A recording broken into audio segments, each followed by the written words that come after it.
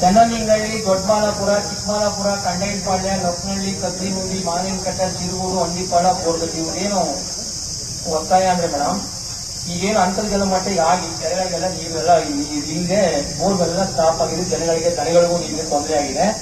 ಹೀಗಾಗಿ ಏನು ಗುಂಡಾಲ್ ಹೋಗ್ತಾ ಇದೆ ನೀರು, ಹಿಂಗೇನು ಸರಗೂರಿಲ್ಲ ಆ ಸಿಂಗನಲ್ಲೂರು ಹತ್ರ ಏನಿದೆ ಆ ಪೈಪ್ ನ 20 ಮೀಟರ್ 10 ಮೀಟರ್ ಮೇಲಕ್ಕೆ ಎತ್ತಿಸಿದ್ರೆ ಗುಂಡಾಲ್ಗೆ ಹೋಗೋ ನೀರಿಲ್ಲ, ಅಲ್ಲೊಂದು ಡೈವರ್ಟ್ ಕೊಟ್ರೆ ಆ ಭಾಗದ 1000 ಎಕರೆ ನೀರಾಗುತ್ತೆ ಅಂತ ಇವ್ರ ಪ್ಲಾನ್.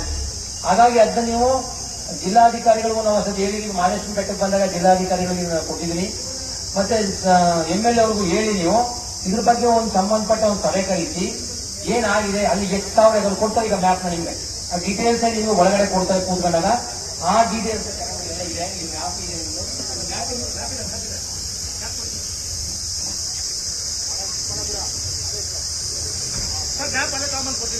ನಿಮ್ ಕೊಡ್ತಾರೆ ಮೇಡಮ್.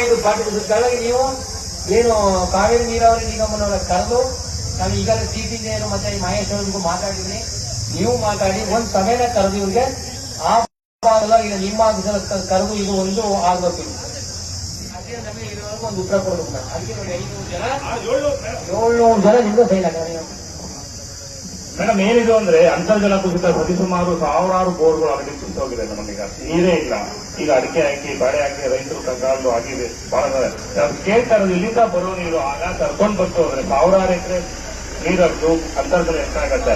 ನಮ್ಮೆಲ್ಲ ಈ ಗ್ರಾಮಸ್ಥರು 750 ಜನ ಸಹಿತ ಮಾಡಿದೀವಿ. ದಯವಿಟ್ಟು